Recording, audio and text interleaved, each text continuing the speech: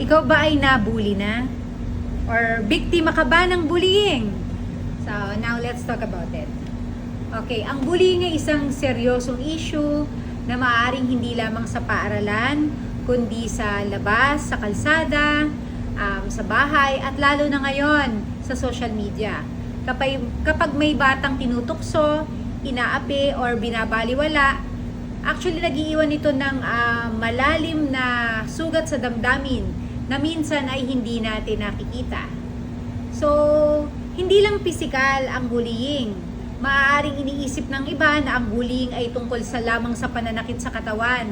Pero mas malakas ang epektong emosyonal or yung psychological bullying.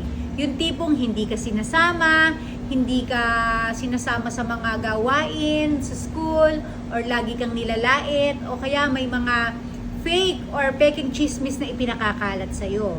So, hindi lang pisikal yung sinaktan ka, sinipa ka, binatukan ka, sinapok ka. That's not the only thing about bullying. Mas seryoso or mas masakit, mas matindi yung psychological bullying kasi hindi natin nakikita yon, no? So, regarding sa culture ng takot at tahimikan, madalas tahimik lang ang mga nakakakita dahil ayaw nilang maging next target. So, usually ang mga estudyante, pag may nakitang binubuli, hinahayaan lang. Akala nila normal yon.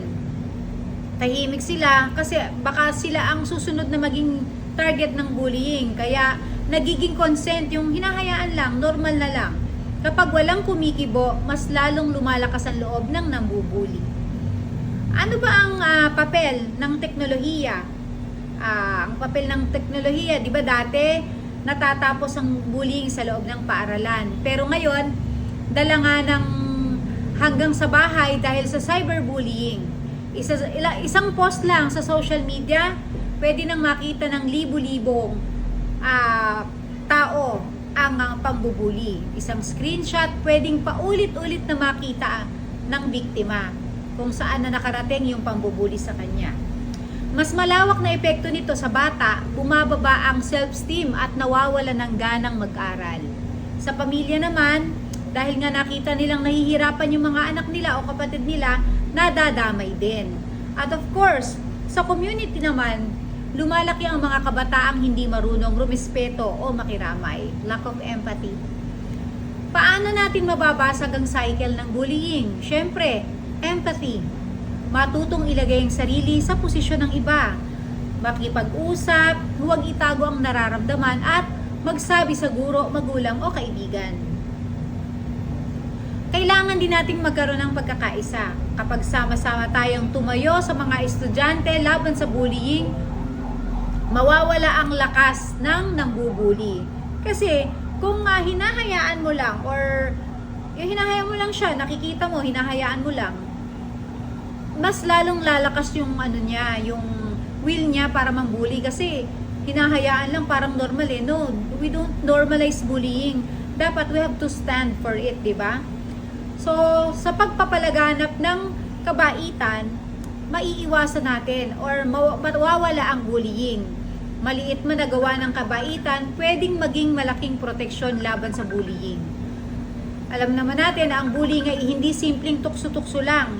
Ito ay isang paglabag sa respeto at karapatan ng tao. Kapag pinabayaan, maaari itong magdulot ng panghabang buhay na sugat sa isipan at sa damdamin.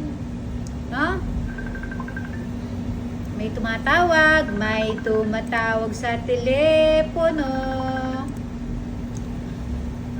So, ano pang gagawin natin? Okay. Ang bullying ay isang pangkalahatang issue na nakakaapekto sa mga estudyante, sa guro, magulang at sa buong community. Ito ay paulit-ulit na pananakit na pisikal, salita, paninira ng mga gamit ng teknolohiya na nag-iiwan ng masamang epekto sa damdamin, pag-iisip at kinabukasan ng tao. Hindi lamang ang biktima ang naapektuhan, kundi pati ang nambubuli at ang nakakakita na natututong manahimik sa kabila ng mali. Mahalaga na sama-sama tayong kumilos, of course, magsalita laban sa maling gawain tumindig para sa tama at ipalaganap ang respeto at kabaitan. Sa ganitong paraan, makakalikha tayo ng ligtas at maayos na kapaligiran para sa lahat. So, bullying isn't just a problem for the victim. It's also a problem for all of us. Sabi nga, you have the power to speak up, stand up, and help out. Together, we can create a safe, respectful, and kind environment.